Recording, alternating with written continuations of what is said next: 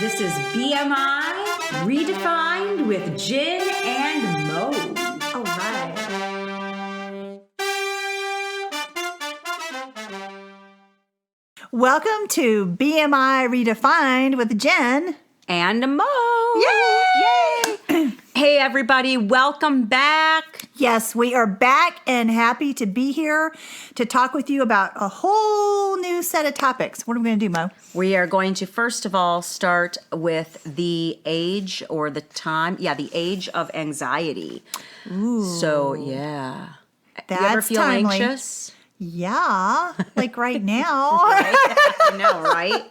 So, I think when I remember specifically, I was in my 20s and I had my very first known anxiety attack. Whoa. And I don't know what happened, but I was in the car. My heart started racing. I started getting really warm. I started thinking like, oh my gosh, I'm having a heart attack. And I pulled over to the side of the road and I had someone pull over and they checked me out and everything. And I calmed down a little bit and it was fine. And I have a little frog in my throat this we all morning. do. I Yeah. know. And so from that point on, I dealt with, I just, that's how my anxiety manifested itself. And I'm sure it manifested itself earlier in my life, just differently, because as we grow, we change, our anxiety changes, everything changes. And, I think that with my anxiety now, it's not necessarily panic attacks so much anymore.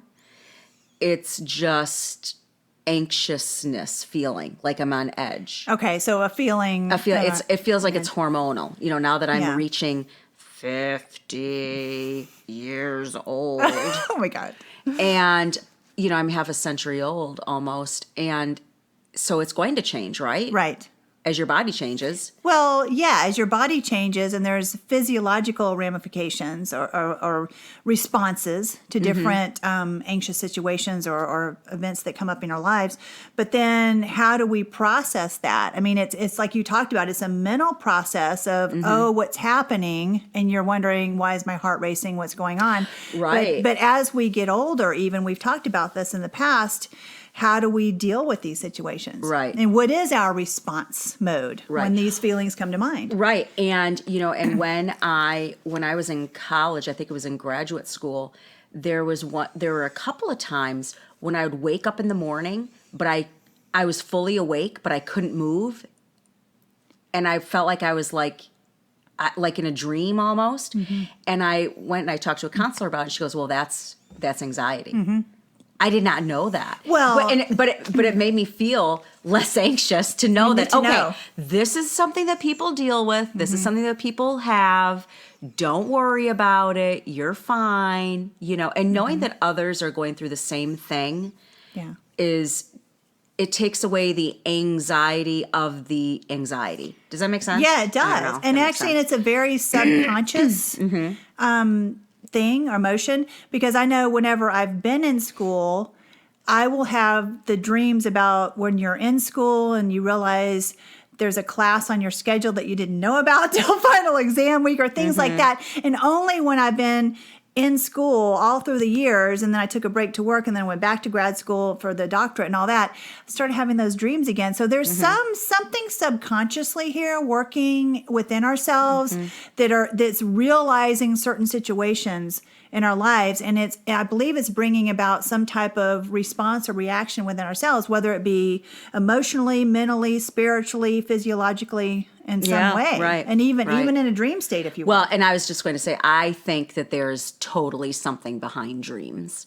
and people who say they don't dream, they dream. They just don't remember their dreams, and I like to consider myself a very creative person, so that's why I remember my dreams. Isn't that what they say? If you remember your dreams, you're a pretty creative person. Yeah. Like, I love the dreams that I'm driving my car and I, drive into a lake. Those are my favorite dreams. I'm joking. But, So miraculously, I wake up though. You do wake up. But, but then I drive by a lake like in real time, in real life. I'm like, oh my gosh, is my dream going to happen today? Really? Well, yeah, you don't want the dream to like bring about some type of fear factor in your life. But I remember the first time I ever hosted Thanksgiving for like people to come, like the family to come. Thanksgiving? Yes. Or Thanksgiving. Oh, come on. We're not talking accents today. This is a whole nother topic, honey. Go ahead. Okay. So anyway, Thanksgiving. Thank you. Is that what you say? Okay. So anyway, so I was living in Virginia and we were going to host Thanksgiving at our house. I just had my hip replacement 9 weeks ahead of time. So I couldn't really travel in the car anywhere. So I thought, oh, you know me, I'll just host it myself. So OMG. For weeks ahead of that, I had nightmares about serving a frozen turkey because you're supposed to like thaw out the thing for like 4 days or whatever. Right. And I had never ever done that by myself. So anyway, it all turned out fine. It ended up thawing out and it cooked everything. But I mean, for weeks ahead of time. Oh, and no. It was a fear factor. Right. Well, your dream has been my reality. So I have actually had a roast in the oven. And for like maybe 2 hours, slow roasting. Yeah. Mm-hmm. And someone, I'm not going to say any names, turned on the timer, but inadvertently turned off the oven, thinking that she was setting the timer. So we go to sit down to have dinner, and the roast is still pink. I'm like, oh, okay. Plan B. Okay. What's everyone's favorite pizza? Yes. And then we had the roast the next day. Yeah. See, it all worked out. It all worked out. Yeah. So now I'm a little OCD when I turn the oven on and I make sure that the oven is on. I like walk by it 3 times to make sure, is it on? Is it on? And I put my hands up to the oven. Is it on? warm? Is it warm? Well, but that's kind of like experiences or what we talk about situational anxiety. I mean, different events or experiences can bring about which we've called situational anxiety. So in this, one of the time issues that we're going to be looking at, they define different types of anxiety. You were kind of reading about that. Yeah. And, there's obsessive compulsive, there's, compulsive OCD. And and this was really interesting to me. It said that the pain of not doing the ritual is greater than the pain of shame or a professional reprimand. So say you're going to work. Okay. And you're checking the doorknob to see if it is, that is more important than, I'll be 5 or 10 minutes late for work. Really? Yeah. Interesting. So that's kind of like the obsessive compulsive. Right. And then the social phobias, like, social gatherings and body dysmorphic disorder and, like, my nose is too big. And you look in the mirror constantly to see how big your nose is. Okay. But it really is not that big. But to you it is. It's body dysmorphic. I mean, it's, you know what I mean? I had a nose job. No, I didn't. You didn't know that? No. I was my boyfriend at the time. We were hit by this car. We were actually going to a movie or whatever, and this car ran into us when we were on campus in college. And is this another accident you were in? This was years. I'm not getting into a car with you. Anyway, so go ahead. I wasn't driving. Okay. So this car just ran a red light and kind of hit us. And the windshield cut my nose. I think you told me about that. The windshield cut my nose. And I had always, and it left some scars. And I had always kind of considered the idea, but never really thought about it too much. Okay. But while they were in there like fixing the scars, I'm like, well, why not? I didn't know that. Yeah. So no, it's like the kids are like, Mom, whose nose do I have? You don't. You don't. You don't have anybody's it's like, nose. Yeah, I mean, talking about like whose nose does Mom have? Nobody's. Right. Yeah, well, I didn't know that. Picture. Okay. Well, anyway, I was so just ahead. using that as an example. Now I'm in trouble. Okay. No, you're not. Okay. We'll talk later. We'll talk later. So PTSD. But do you like my nose? Yes. Your nose is just absolutely the most beautiful thing I've ever seen in my life. You're welcome. So PTSD, hoarding. Disorder, which I think I have. I have hoarding. I hoard things. My family that listens to this knows the unfinished part of the basement. I'm working on it. I'm dealing with that taking issue. that back. I am not a hoarder. I am not a hoarder. I'm a saver. Andy is a hoarder.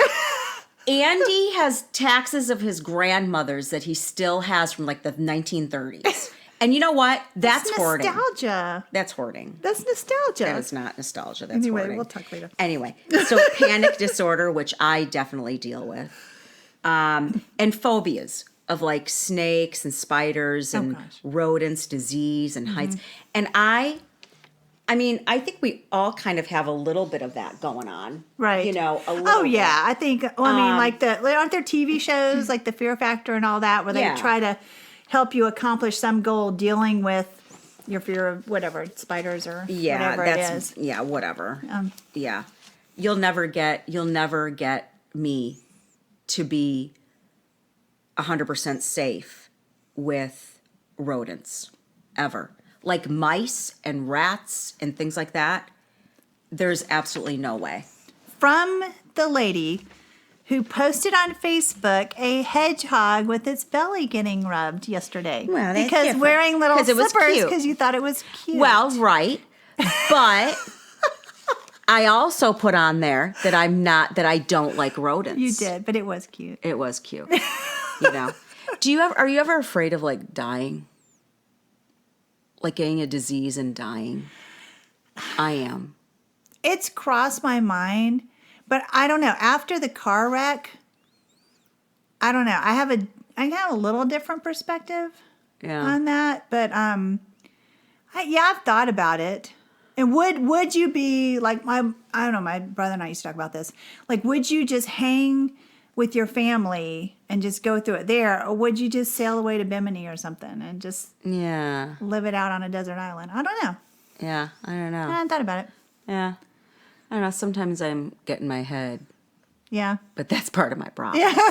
Well, we all So, yeah. And then, so talking about more about this is that, there's also meta anxiety, which is my favorite, META dash anxiety. Okay. Which is anxiety about anxiety.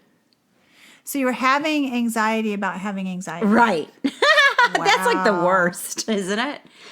And do you know that, now this is the Time magazine. Okay. But this is a statistic that 40 million American adults, not kids, Okay. but 40 million American adults suffer from some sort of anxiety, which doesn't really surprise me, right? Well, and is that the diagnosed ones? No. So then they said, but only 1/3 of that Are treated. Okay. Or seek any types of treatment. And what I like about this, and what I like about this too is, when we're talking about the treatments, right? So there are like 3 different things that you can do. There's like exercise, exercise. right? Well, yeah. Exercise, right? And proper nutrition. Right.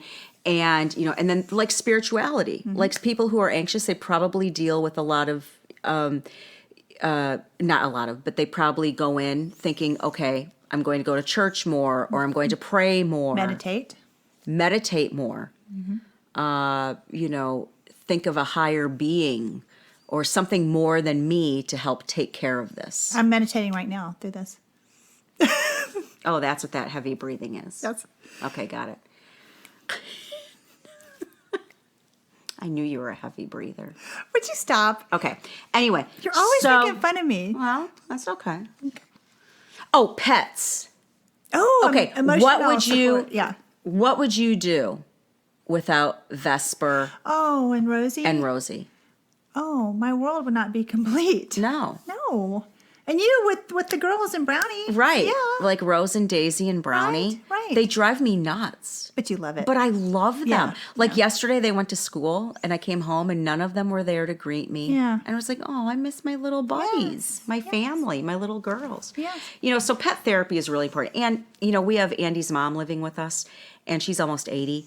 And I'll tell you what, those dogs are everything to her. Yeah. They are so therapeutic for her. She takes care of them. She feeds them. She really, has a hand in raising them, and she's so good with them. And it's really, I mean, it's just really important, I think, for older people too. That's good. But there are harder things like OCD and PTSD that are not going to those things are not going to take care of, right? That they're going to need people will need a little bit more help with that. So, where art therapy, music therapy, talk therapy, cognitive therapy, right? And then there's this thing called ERP. What is that? ERP The is emotional response. Yeah, or exposure, like the rats. Exposure and response, right? Right. And prevention and behavioral therapy. So there's those things too. And then of course, sometimes with that therapy, what goes hand in hand are some medications. Right. Right. And to really help you kind of calm down enough so that you can have a positive therapeutic experience. Right. And actually process what's going on. Right. In your mind and in your body. Right. Yeah, to try to make sense of it. Right. I mean, you could do weed and alcohol, I guess. No. Those aren't options. No, we're not going to put those options on the table. No. Well, and although, I'm joking a little bit, but the thing is that, those are not, those two things also add other complications. Right. Not sustainable habits. And not sustainable habits. And, and in fact, those not probably, but they can add to your anxiety. Oh, yeah. They can actually add to it. Yeah.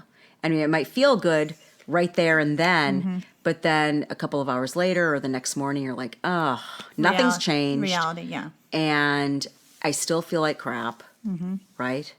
So then you go talk with somebody and Right. get some help for the way you're feeling. Yeah, exactly. Yeah. So that's kind of what I gleaned from the whole Yeah. time, from that section of Time Magazine, right? Yeah, I think that's what we're talking about as far as, what the effects of anxiety are. There are actually the different definitions, the different types. And another thing you and I were talking about the other day was how, when Time talks about actually defining in words or talking about what emotions stem from having anxiety. And we talked about worry and fear and isolation and uncertainty. And you've mentioned this to me before about how anxiety is really about the uncertainty of the future. Yeah, right. And anxiety, we'll talk about this next week, or not next week, but when we talk about stress and everything. But, depression is about what has happened. Anxiety is about what has not yet happened. Right. And I was just talking to a friend of mine this morning on the way here to do this podcast. And we were just talking and everything. And there's just so many things that are happening in her life right now that are just so uncertain. And she said, to be quite honest, I'm just going into a hole for a couple of days. I'm hiding for a couple of days. Get off the grid. Get off the grid, because that's how she handles it. She just pulls back. And I get that because I've done that. I've done that too. I just go in the basement and I'm like, no one talk to me for 10 hours. I'll be fine, but I just need this time. Oh, yeah, and a couple and summers, off the grid, that's good. A couple of summers ago, I was just trying to figure out some career stuff and whatever, and I pulled back from social media. I just kind of pulled, and I'm one to call you spontaneously and say, hey, let's go get coffee, or let's go for a walk, or let's work out, or whatever. And so I guess some friends were over here later that fall. I'd done an autumn dinner gathering or whatever, and they're like, where have you been? I said, Miss Social Butterfly, Jenny, where have you been? I said, I just kind of went off the grid, and just went more introspective, just to try to figure out some of these next moves in my life, career-wise and what have you. And so, but is that, it's kind of interesting. Should I go off the grid, or even having a conversation? I don't like negative conversations and stuff like that. And so I'm one to try okay, let's table that for now, and I'll walk out of the room. Is that retreating? Should I stay there and face the music? Well, or so here's my question. Is retreating bad? That's what I'm asking you. Yeah, I don't think it is. I think we need to step away. I think like the whole COVID thing made us step away. Did. It made us retreat. Yeah. And I think so many wonderful things came out of this, even though, it's a it's a bad thing, but but so many wonderful things came out of COVID. Yeah. Yeah. But it forced us as a nation to step back. Right. But I think personal retreat and personal getaway is important, because I think you need to be able to recharge your batteries, because if you don't recharge, then you're not good for anybody. Well, and I was talking to a Chris, a pastor friend of mine, a couple years back, and maybe it was during that same summer, and I was like, I feel like I'm kind of undone, like something's going on inside of me, trying to figure out some decisions in my life or what have you, and he said, from a spiritual perspective, he said that's when the Holy Spirit's working within you right now to try to help you make these decisions, and it's okay to be, to step back. And I said, well, what about people that are calling and want to go out and they want to talk about inspirational stuff and all that? And Chris's thing he says, I have a bubbly personality. He said, oh, just go hang out with them. God will bring the bubbly, It's like Right. he'll bring the inspiration. He'll bring the energy. Yeah. He'll bring that piece of whatever needs to come to that conversation or that interaction. Just basically show up. Yeah. And still retreat on my own stuff. But when we're feeling called to like show up for somebody else, just go ahead, be there. Whatever you'll be used in whatever way you're supposed to be used. Right. Anyway, Right. No, that's good. That's good advice. That's really that's good from Chris, not me. I'm just a messenger. That's awesome. Yeah. So where do you think we're kind of? And I think from a from kind of like a overall spiritual thing, and I do believe in that, in the Holy Spirit filling you. But say you're not spiritual like that, Okay. because I Yeah, not everybody is. not everybody is, and so I think it's important. The message is important to show up, though. Right. And to be there, and to take the time that you need Right. to re-energize, so that you give a positive energy out into the world. Well, there's a speaker and philosopher named Regina Brett, and she said, even when you don't feel like it, get up, dress up, And show up. and never give up. And so that's on totally just an overall worldly level there. Say that again. Say that again. So those 4 Regina points. Brett said, even when you don't feel like it, get up, dress up, show up, and never give up. That's cool. And I think that's good for all of us. I think that's really a message that we can take away. Yeah, that's good. That's good. Yeah, she's interesting. I love to read her quotes. Yeah. So one thing, we kind of talked about some of these emotions that anxiety brings about. And one thing I think we're going to kind of end with today, and it's kind of a seed for our next discussion coming up next week, was what was kind of a positive angle on some of these things we talked about, anxiety or worry or fear, something that you pointed out to me earlier that you had studied. Well, I can't remember. About Can you remind me? Well, about if we have these emotions, if anxiety did like not anxiety exist, can be good. yeah, anxiety can be good, can because be if it didn't exist, then Right. what? Right. Well, it's a natural thing to have that, anxiety. And, like I said, growing and older, and how your anxiety manifests itself in your own soul, in your own body, it's going to change, and you're going to change with that anxiety, right? So does anxiety have to be a bad thing? Not No. necessarily. Anxiety can be actually very helpful. Like if you're getting ready for a test, can you change that negative anxiety into a positive anxiety? I don't know. I mean, you know what I mean? I mean, Yeah. there is a positiveness to all of this, and it's it does exist, and people struggle with this. Well, and it's helping kind of gain an edge. You know, you as a performer, as speakers or trainers or whatever we're talking about, teachers, there's an edge. Like if you're getting your butterflies to fly information, if you will, you know, kind of that when you're getting ready to go on. But even as some of the researchers in time had pointed out, if we didn't have anxiety, would we actually anticipate or avoid danger if there wasn't some little anxiousness or something in our psyche? It protects us. It protects us. It does protect us. So there's another side to anxiety that we often don't hear about, but it's kind of an innate within us. To think of it as double saying that, but anyway. Well, but to think of the doom and gloom of anxiety with the negative connotation. When really it might help us avoid a dangerous situation. Yeah. So that's just one way to think about it. One way to think about it. Yeah. Turn that frown upside down. Exactly. Right?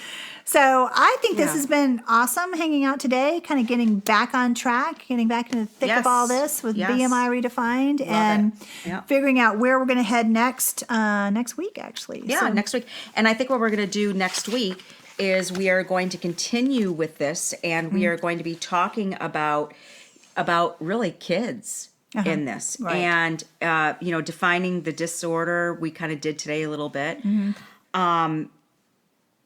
Oh, no, we didn't. We're going to do that next week. Right. We're going to further define. We talked about kind of the adjectives or the pieces that go within and anxiety. And how it affects your body. Next week, We'll delve into that a little bit more.